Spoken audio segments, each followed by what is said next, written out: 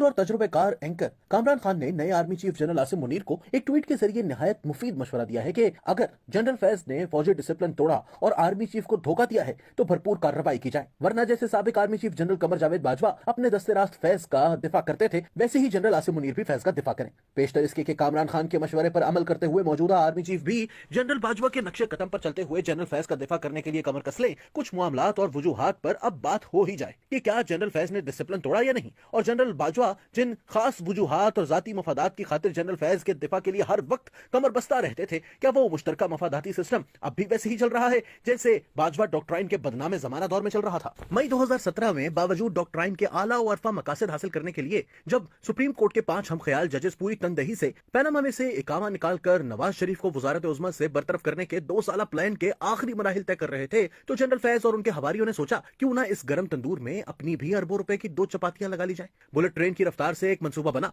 और इस्लामाबाद में मौजूद दहशतगर्दों के इंतहाई खतरनाक गैंग को पकड़ने का ऑपरेशन प्लान किया गया। मेरे मोहल्ले F11 में 12 मई 2017 को नमाज फजर से कुछ देर पहले रेंजर्स की दर्जनों गाड़ियों, ट्रकों और एम्बुलेंसेस का कॉन्वॉय 100 से जायद मशीन गनों से मुसल्लह सोल्जर्स के साथ दाखिल हुआ। ऑपरेशन के तयशुदा प्लान के तहत गाड़ियां F11 की मुख्तलिफ गलियों में दाखिल हुई और एक मुकर्ररा वक्त पर 4 घरों को घेरे में ले लिया गया। ऑपरेशन फैजी रद्दुल दहशतगर्दी का आगाज F11-4 में रमेश सिंह अरोड़ा के घर से हुआ। दीवारें फलांग कर मुसल्लह वर्दी पोश और सादा कपड़ों में मलबूस अफराद घर के अंदर लकड़ी का दरवाजा तोड़कर कमरों में घुस गए। रमेश सिंह जो कि पंजाब असेंबली के अकलियती मेंबर थे और उनका खानदान करतारपुर सिंह गुरुद्वारा के नस्ल दर नस्ल निगरान है, खुद उस वक्त करतारपुर गए हुए थे। घर में कोई और मर्द भी ना था, सिर्फ उनकी बीवी, छोटे बच्चे, उनकी बेवा बहन और उसके छोटे बच्चे सो रहे थे। सबको घसीट कर बेडरूम से निकाला गया और उन डरी सहमी औरतों और खौफजदा बच्चों से तफ्तीश शुरू हुई कि वकार किधर है। अब वकार तो वहां कोई था नहीं, तो मिलता कैसे? कुछ ही देर में इंतहाई तरबियत याफ्ता और बेहतरीन इंटेलिजेंस और हथियारों से मुसल्लह नंबर 1 अफसरान को एहसास हुआ कि वो गलत घर में घुस गए हैं और जिस घर में उन्हें जाना था वो रमेश के घर के सामने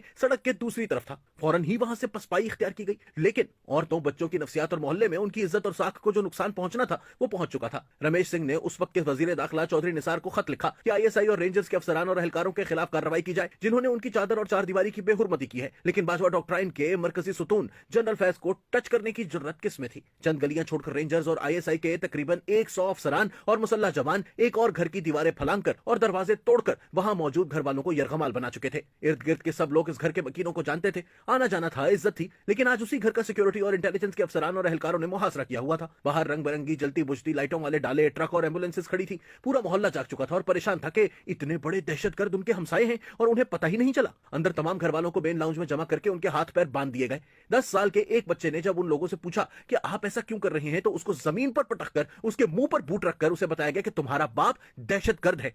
दहशतगर्द बाप इस्लामाबाद रावलपिंडी के संगम पर मोटरवे के किनारे हजारों एकड़ पर फैली निजी हाउसिंग सोसाइटी का मालिक था जिसकी कीमत खरबों में थी, और इस दहशतगर्द को सिर्फ 4 हफ्ते पहले पंजाब रेवेन्यू अथॉरिटी ने सबसे ज्यादा टैक्स अदा करने वाले जिम्मेदार बिजनेसमैन का अवार्ड दिया था। उस दहशतगर्द के घर में उसके 75 साल ससुर से लेकर 2 साल के बच्चे और बच्चियों समेत 8 लोग थे। ससुर हाउसिंग सोसाइटी के मालिक और उसके 20 साल के साले को हाथ पांव बांधकर पहले घर में तशद्दुद किया गया, गंदी गालियां दी गई और फिर सर मुंह पर कपड़ा चढ़ाकर रेंजर्स की गाड़ियों में फेंका गया। घर का कीमती सामान, कैश करेंसी, कागजात और लाइसेंसी असलहा ट्रकों में डाला और कश्मीर हाईवे पर गोलड़ा के करीब एक कॉम्प्लेक्स के तहखाने में शिफ्ट कर दिया गया। चीफ साहब, आपको पता ही होगा ये जगह किसके पास है। F11 के 2 मजीद घरों में ऐसा ही ऑपरेशन किया गया और वहां से हाउसिंग सोसाइटी के 2 अफसरान को भी वही माना तरीके से यरगमाल बनाकर उसी तहखाने में शिफ्ट कर दिया गया। वहां पर अगले कई दिन और रात तफ्तीश की आड़ में सुसर और हाउसिंग सोसाइटी के मालिक और उसके 2 एग्जीक्यूटिव्स पर 3rd डिग्री तशद्दुद किया गया और बजाय दहशतगर्दी का पूछने के उसकी हाउसिंग सोसाइटी के कागजात की मलकियत बारे पूछते रहे। चंद दिनों बाद जब उन्हें लगा कि इस हाउसिंग सोसाइटी के मालिक का दिमाग ठिकाने आ गया है,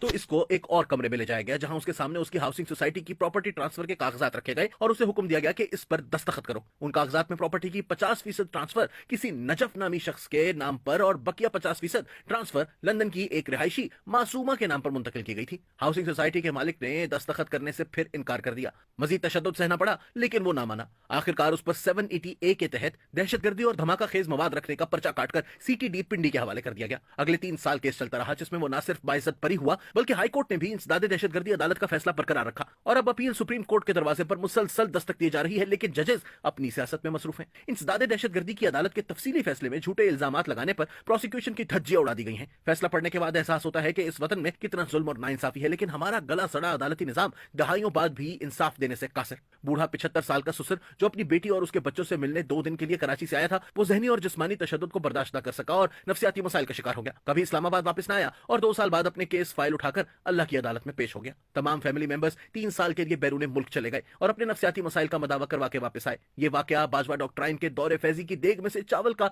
सिर्फ एक दाना है, जिससे अंदाजा हो सकता है कि सरकारी ओहदे और वर्दी की आड़ में माल समेत फाशिज्म किस किस लेवल पर जारी था। इससे पहले भी जब जनरल रिजवान DGISI था, तब 4 निजी टीवी चैनल्स के मालिक को इस्लामाबाद से रात की तारीकी में उठा लिया गया और उसको भी एक सेफ हाउस के तहखाने में बंद रखकर तब तक जहनी और जिस्मानी तशद्दुद किया गया जब तक उसने अपने टीवी चैनल्स की मलकियत की ट्रांसफर के कागजात पर दस्तखत नहीं कर दिए। जब तक वो मीडिया ओनर यरगमाल रहा, उसके घर वालों को कोई खबर नहीं थी कि वो कहां है। फैमिली हमेशा के लिए खौफजदा और नफ्सियाती मरीज हो गई। उन टीवी चैनल्स का कब्जा पहले एक होटल चेन के मालिक और उसके मुलाजिम, जो आजकल तमाम टीवी चैनल्स पर अपना एस्टेब्लिशमेंट टीम इमरानी तज्जिया बयान बांटता है, और फिर बाद में एक प्रॉपर्टी टाइकून को दे दिया गया, जिसने एक और एस्टेब्लिशमेंट टीम इमरानी बयान बांटने वाले एंकर को उसका मुख्तार कुल बना दिया। और फिर कुछ अरसे बाद पैसा हजम और खेल खत्म। लेकिन इस दरमियानी वक्फे में उन टीवी चैनल्स और तज्जिया निगारों ने नवाज शरीफ को गद्दार और करप्ट करार देकर हटाने और इमरान खान को मसीहा बनाकर पेश करने की प्रोपेगेंडा मुहिम में भरपूर हिस्सा डाला। 5th जनरेशन वॉरफेयर के नाम पर झूठ और बोहतान के जरिए लोगों के दिलो दिमाग में नफरत और जहर भरकर पाकिस्तानी मुआशरे को तकसीम कर दिया गया। जनरल पाशा और जनरल जहीर के सुनहरी दौर में भी अगवा बराए तावान की डॉक्ट्राइन इस्लामाबाद में बड़े जोर शोर से जारी रही और उसका कोई तोड़ ना कर सका। एक बिजनेसमैन जिसका ग़िज़ाई अजनास का कारोबार है और वो पाकिस्तान के सबसे ज्यादा टैक्स अदा करने वाले शहरियों में भी शामिल है,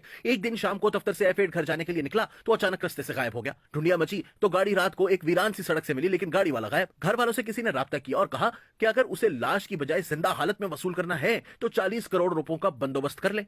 उस कारोबारी शख्स को बगैर किसी रुकावट के इस्लामाबाद से डेरा इस्माइल खान पहुंचा दिया गया था। इस दौरान बातचीत होती रही और आखिरकार अगवाकार, जो अपना ताल्लुक एक इंतहा पसंद मजहबी तंजीम से बता रहे थे, मुख्तलिफ ताकतवर सरकारी और मजहबी शख्सियात की सिफारिश, महारत और गारंटी से 8.5 करोड़ रुपए के तावान लेने पर राजी हो गए। याद रहे कि उस वक्त $1 सिर्फ 80-90 रुपए के दरमियान था। एक वीरान और महफूज जगह पर मगवियान को रकम अदा करके बिजनेसमैन को जिंदा वसूल कर लिया गया। जिस घर के जिस कमरे में इस बिजनेसमैन को रखा गया था, वहीं उसी जगह कुछ दिन पहले इस्लामाबाद के एक मशहूर मनी चेंजर को भी अगवा करके मेहमान बनाया गया था। वो भी 2 करोड़ रुपए अदा करके रिहा हुआ। चीफ साहब, जितने लोगों का मैंने यहां जिक्र किया है, मैं उन सब से बार बार मिलकर इन वाकयात की तस्दीक कर चुका हूं। लेकिन खौफ का यह आलम है कि सिवाय रमेश सिंह अरोड़ा के तमाम लोगों ने कहा कि हमारा नाम ना लिखना, क्योंकि रिटायर्ड होने वाले फिरौनों की बाकियात अब भी इदारों के अंदर बैठी हैं और उनको, उनके फैमिली मेंबर्स को और उनके कारोबार को नुकसान पहुंचा सकती हैं। लेकिन फिर भी चंद लोग अभी हैं जो अपने साथ होने वाले जुल्म के जिम्मेदारों को कानून के कटहरे में लाना चाहते हैं और मुद्दई बनने के लिए तैयार हैं, बशर्ते के एस्टेब्लिशमेंट खुद एहतसाब का आगाज करे और जैसा कि कामरान खान ने मशवरा दिया है, उनके खिलाफ कार्रवाई करें। सोचे कि अगर कौम के टैक्सों से ली गई वर्दी, असलहा और सरकारी पोजीशन पाकिस्तान के टॉप के टैक्स पेयर्स से नाजायज तौर पर माल हथियाने, उनके कारोबार या जमीनों पर कब्जा करने के लिए इस्तेमाल होना है, तो फिर इस मुल्क में बिजनेस कौन करेगा, टैक्स कौन देगा, मईशत कैसे तरक्की करे, कामयाब लोग और टैक्स पेयर्स पाकिस्तान में क्यों रहें? जब हमारी इंटेलिजेंस और हमारी बंदूकें हम पर ही तनी रहेंगी, तो दुश्मन और दहशतगर्द हमारे घर में घुसकर हमें क्यों नहीं मारेगा?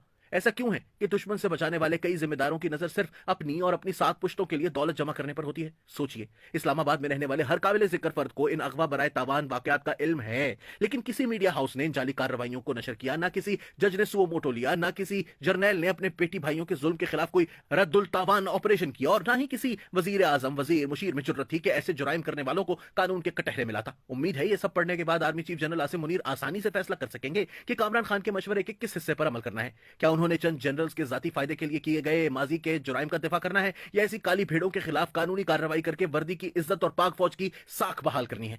चीफ साहब, आज आप ताकतवर हैं, मुल्क में जो चाहे फैसला करें, आइन और कानून के रास्ते पर चलकर इंसाफ करेंगे, मुजरिमों को कटहरे में लाएंगे, वर्दी पहनकर की जाने वाली ज्यादतियों और जुल्म का रास्ता बंद करेंगे, तो ये कौम आपको अच्छे अल्फाज में याद करेगी और कुदरत मजीद नवाजेगी। लेकिन अगर आप अपने से पहले आने वालों के रास्ते पर चले, तो याद रखिएगा कि एक दिन आएगा, वो दिन कि जिसका वादा है।